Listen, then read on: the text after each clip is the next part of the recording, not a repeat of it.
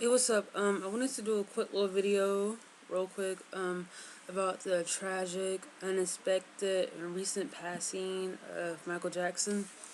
Um, a little history, with Michael and myself. There is none. Um, I've been a fan of Michael since I was about 6. I'm not gonna say since, the day I was born, yada yada yada, because that would not be very true, but I do know that my mom played Michael Jackson a lot when I was in the womb, possibly. I was conceived in 85 and Thriller came out in 85, so it's a good possibility. But on a more realistic and honest note, when I was about 6, I had this weird obsession and fascination with all things old school, meaning everything from like 70s and early 80s. I got into the Jackson 5 when I was about 6 or 7. Old, tapes and movies or whatever.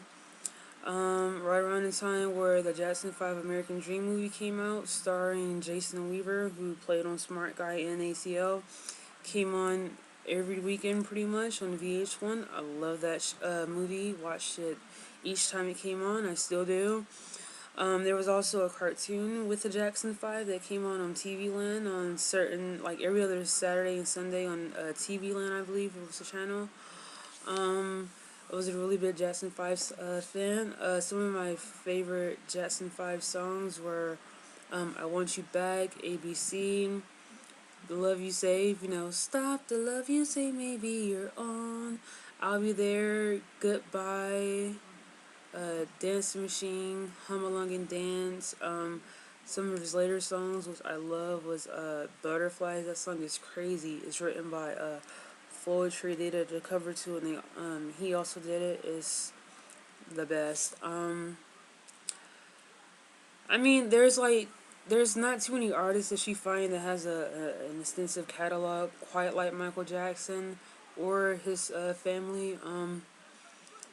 And another thing that I wanted to touch on about with Michael or whatever, I was, when I got home from getting my hair braided, actually, while I was getting my hair braided, that's when I found out about the whole situation with, him passing. I was hoping that, it was a rumor. I still kind of have some type of little bit of doubt in my mind that, it will be like a gotcha somewhere, but as time passes on, unfortunately, it's not looking like it is going to be that way. I was at this little funky African salon getting my hair braided. That's another story. And they were talking about the events or whatever. So like, I get on my sidekick and I'm googling or whatever. And one of the first things that I hit, that like one of the hits that I get that I click on, was this trashy, disgusting blogger by the name of Perez Hilton. He was like saying that Michael Jackson faked a heart attack to get out of recent concerts that he has lined up, this, that, and whatever. And I'm like, what I'm saying, thinking to myself, is this guy really serious? Didn't he just get punched in his face or whatever, and he's back to his same stuff or whatever? First of all, one thing that you do not do or whatever is that you do not disrespect the dead or whatever. I mean, around this time that like I got that hit or whatever, they were already saying that he already passed or whatever. News outlets were already expressing their condolences to their family, and then you got this sleazy blogger, Perez Hilton or whatever, like making a mockery of like this man's passing. I'm like, dude, who does that? You're a blogger. You consider yourself to be a journalist. There's something in journalists called like ethical journalism or whatever. You know what I'm saying? I mean, for those who don't know or whatever, Perez Hilton was recently knocked the hell out. I don't know if it was by Will.I.am or not. He was saying that it was, and other people were saying it was by a fan. I seen the video and I love it. I applaud that 110%.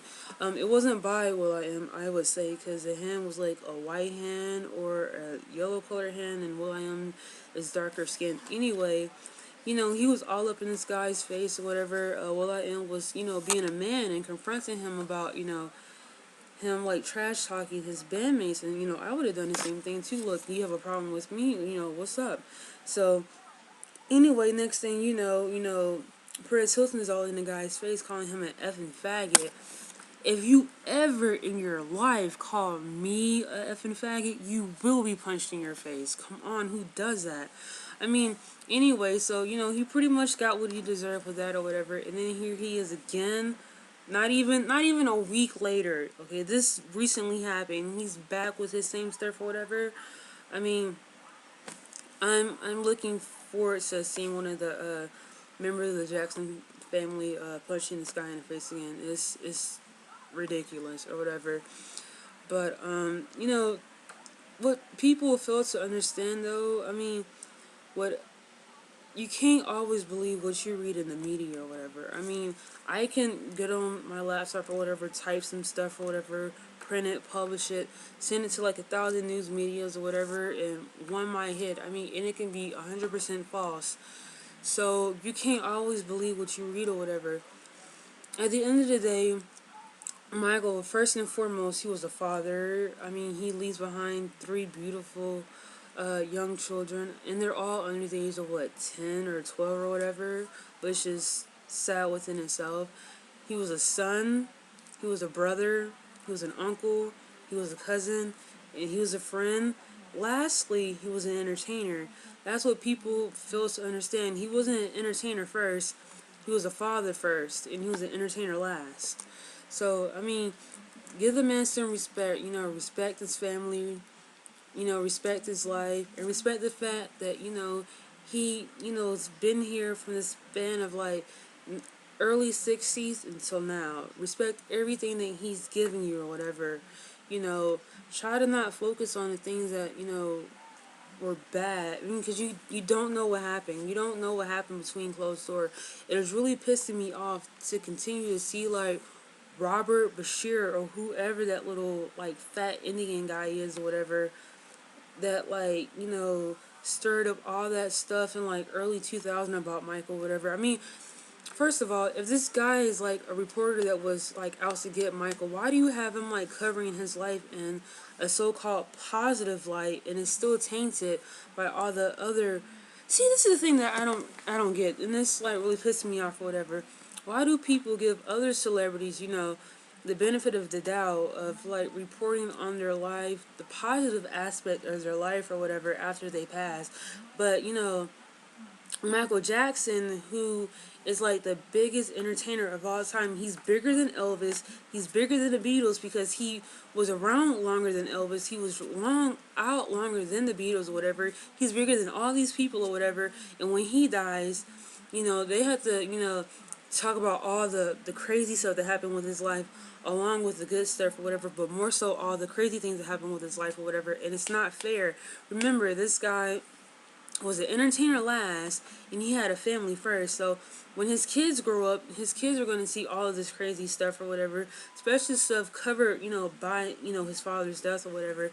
His parents have to, relive all of this stuff or whatever about their son passing, or whatever, which is not fair or whatever. You know what I'm saying? Just kind of remember the good things about Michael. Remember the music.